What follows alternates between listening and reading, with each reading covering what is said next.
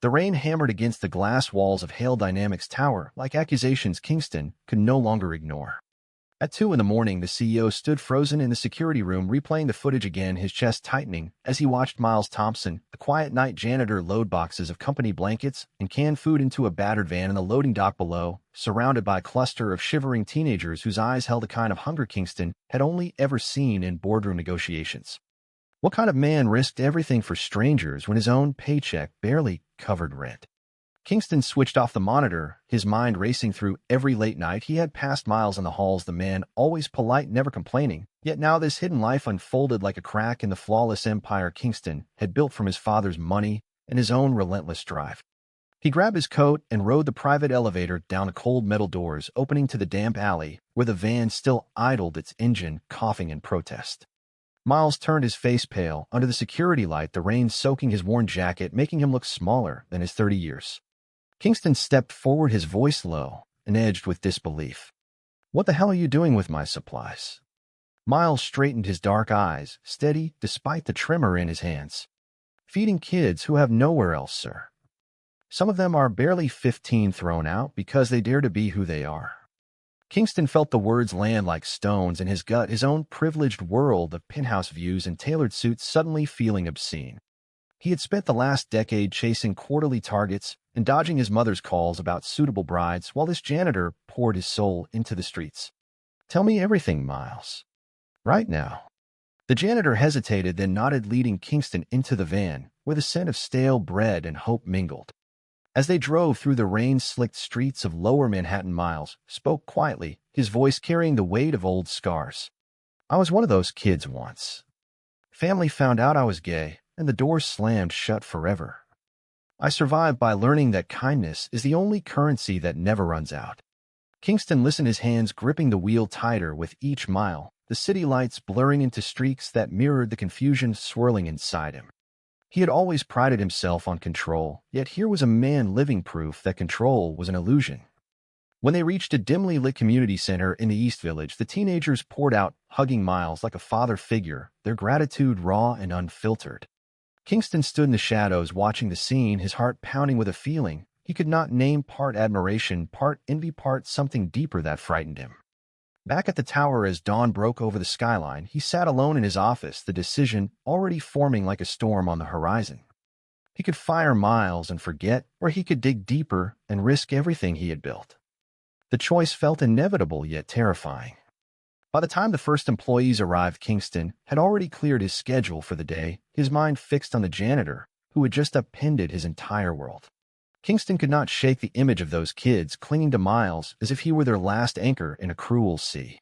By midday, he had pulled every employee file on the janitor, learning that Miles had worked the night shift for 3 years, never missing a day, never asking for more than minimum wage, yet somehow finding time to volunteer at 3 different shelters. The background check revealed the truth. Kingston had suspected a childhood in rural Ohio, a father who preached fire and brimstone, a mother who chose silence, and a door closed forever on Miles' 18th birthday. Kingston paced his corner office, the Manhattan skyline mocking him with its indifferent beauty. He had grown up with silver spoons and Ivy League degrees, his family name opening doors Miles could only dream of, yet here he was the one feeling small. He waited until the building emptied, then descended to the maintenance level, where Miles was mopping the executive lounge, his movements methodical, almost meditative. Their eyes met, and Kingston saw the wariness there, the fear of judgment that had probably followed Miles his whole life. "I did not fire you, Miles. In fact, I want to understand." Miles set the mop aside, wiping his hands on his uniform, his voice calm but laced with quiet defiance. "Understanding costs something, Mr. Hale. Are you willing to pay?" They talked for hours in the empty break room, Kingston listening as Miles described the nights he skipped meals to buy coats for runaways, the times he sat with a suicidal teen until sunrise, talking them back from the edge. Each story chipped away at Kingston's armor, revealing the emptiness beneath his success, the arranged dates with daughters of business partners that left him colder than the winter streets outside. When Miles spoke of the loneliness of hiding who he was, Kingston felt a strange echo in his own chest, a truth he had buried under layers of expectation.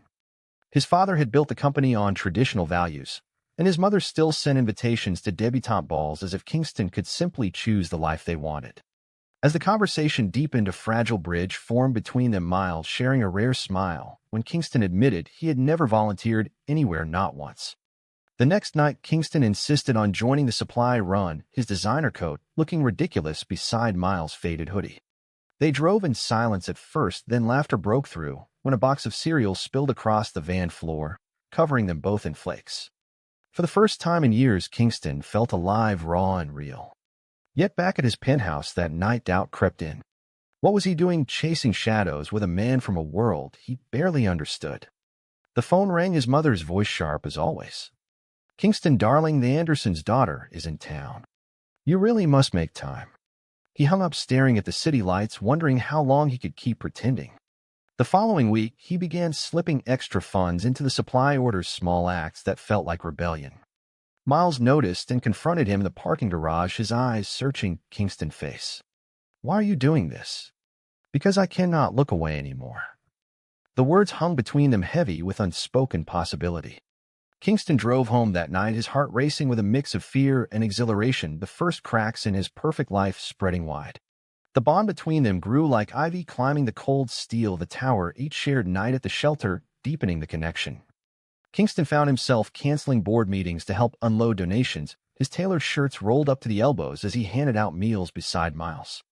The teenagers began to trust him too, calling him Mr. K, with shy grins that melted something inside the CO. One stormy evening, a 15-year-old girl named Lena broke down in the center, her story of family rejection mirroring Miles' own, and Kingston watched as Miles knelt beside her, offering words of hope that carried the weight of lived pain. In that moment, Kingston realized he had never fought for anything beyond profit, and the realization stung. Later, as they walked through Central Park, the rain finally easing into mist, Miles stopped under a street lamp, his face illuminated softly. "You do not have to prove anything to me, Kingston. But I want to." The words slipped out before Kingston could stop them, and for the first time their hands brushed a spark that neither acknowledged yet both felt. Back in the office, rumors began to swirl, a junior executive whispering about late-night absences and the CEO's sudden interest in janitorial matters. Kingston ignored them, focusing instead on the quiet dinners he started sharing with Miles in the company cafeteria after hours, simple meals where conversations turned personal. Miles spoke of the boyfriend who left when the struggle became too real, Kingston of the pressure to marry and produce an heir to carry the Hale name. The air between them thickened with unspoken longing, yet they kept it professional, a silent agreement born of caution. Then came the night a rival shelter lost funding, and Miles' face crumpled with despair. Kingston acted without thinking, wiring personal funds to keep it open, the decision feeling like the most honest thing he had ever done. When he told Miles, the gratitude in those dark eyes nearly undid him. They stood on the rooftop terrace, overlooking the glittering city, the wind whipping around them, and Miles' voice broke the silence. "No one has ever seen me before. Not like this." Kingston reached out, his hand resting lightly on Miles' shoulder, the touch lingering longer than necessary. "I see you." The moment stretched, fragile and full of promise, yet the world outside pressed in harder. His mother called again, demanding he attend a family gala where a suitable match waited. Kingston lied, saying work kept him away, but the lie tasted bitter. As weeks passed, the attraction deepened into something undeniable, shared glances across the lobby, quiet support during tough nights with the kids. Kingston began questioning everything, his legacy, his desires, his future. The internal storm raged, but for the first time he did not want it to end. Miles, however, carried his own fears, whispering one night in the van, "If this gets out, it could destroy you." Kingston met his gaze steady. "Some things are worth destroying for." File 4. The tension in the tower escalated when a leaked memo about missing supplies landed on the board table. Kingston faced the directors, his jaw set as he defended the expenditures as corporate social responsibility, a term he had never used before. The room filled with skeptical murmurs, his closest ally, the VP of operations, shooting him a look of pure confusion. That night, Miles waited in the shadows of the garage, his face etched with worry. "I never meant to cause trouble." "You did not. I chose this." Their conversation spilled into hours of driving through Brooklyn streets, stopping at hidden spots where homeless youth gathered, Miles introducing Kingston as a friend, not the boss. One boy pulled Miles aside, whispering thanks for the scholarship fund. Kingston had secretly started the gesture, bringing tears to the janitor's eyes. In the quiet aftermath, they sat on a bench overlooking the East River, the city humming around them.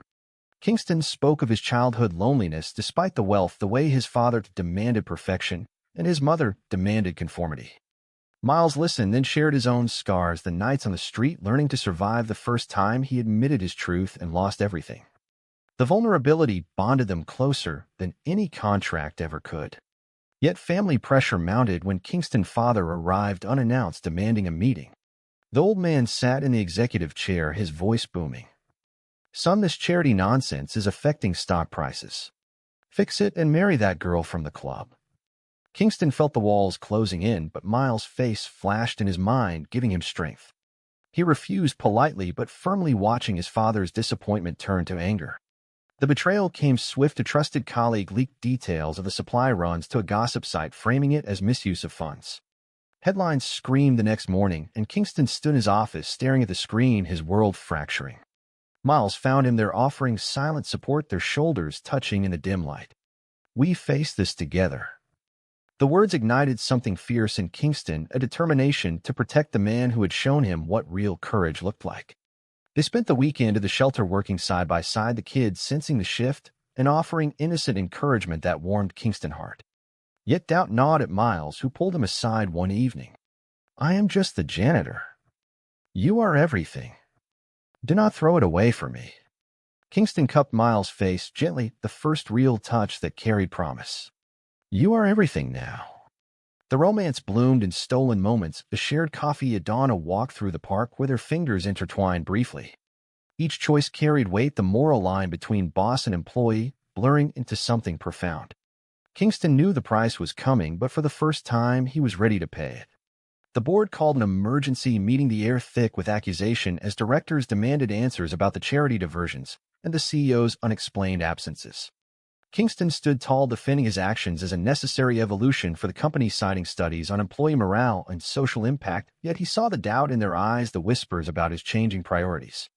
Outside the room, Miles waited in the hallway, his uniform a stark reminder of the divide between them. When the meeting ended, Kingston pulled him into a private conference room, his voice urgent.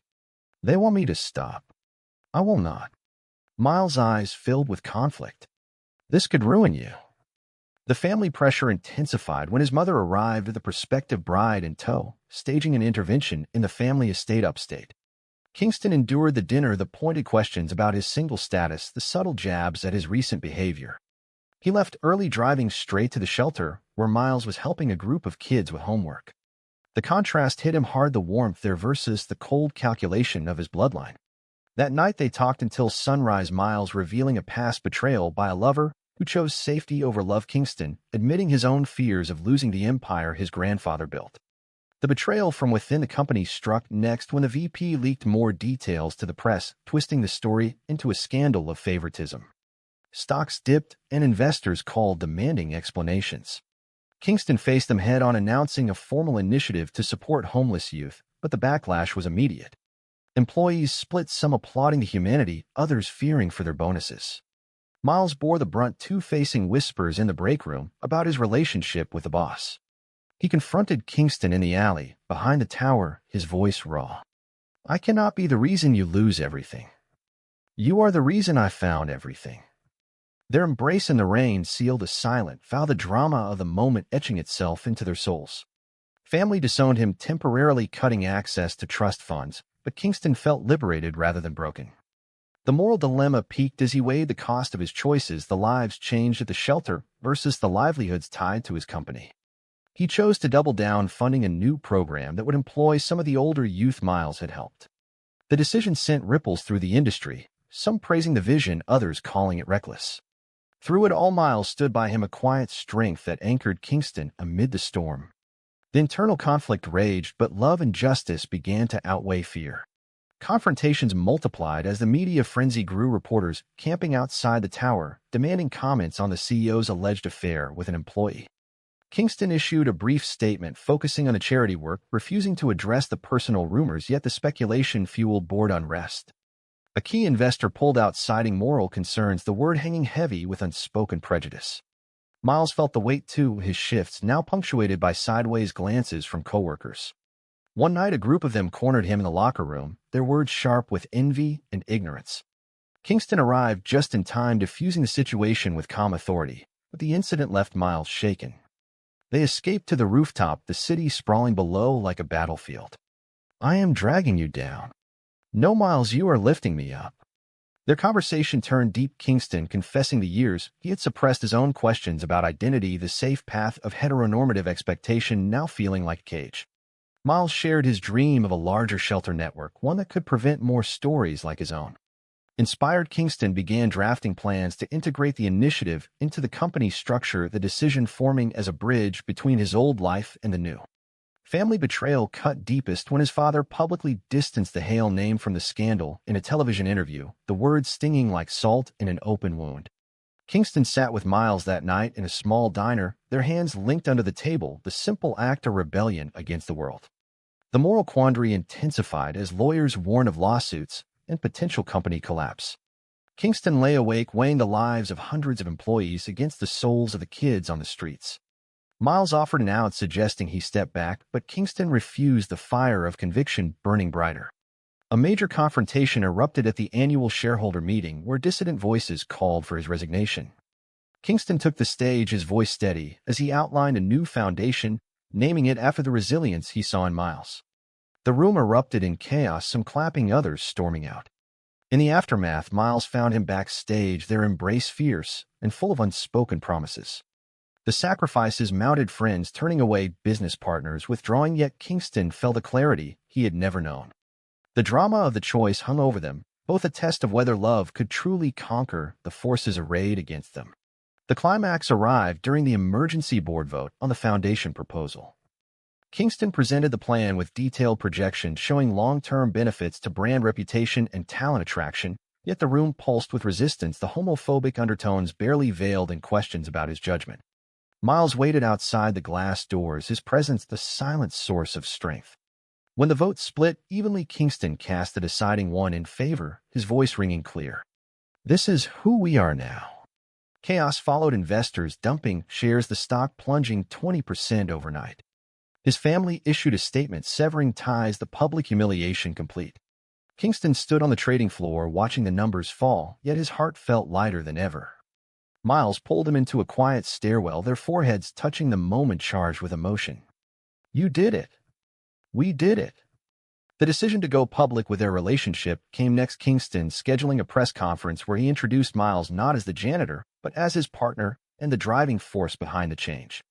The announcement sent shockwaves through the industry, headlines screaming about the CEO's transformation, some supportive, others vicious. Betrayals mounted as two senior executives resigned in protest, but new talent flooded in, drawn to the authenticity. The personal cost hit when Kingston's father refused all contact, the silence echoing louder than any argument.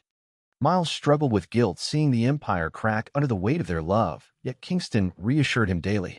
They traveled to California for a brief respite, the beach walk providing the first real peace in months, their laughter mixing with the waves. Back in New York, the foundation launched with Miles promoted to Director of Community Outreach, the title a symbol of the barriers broken.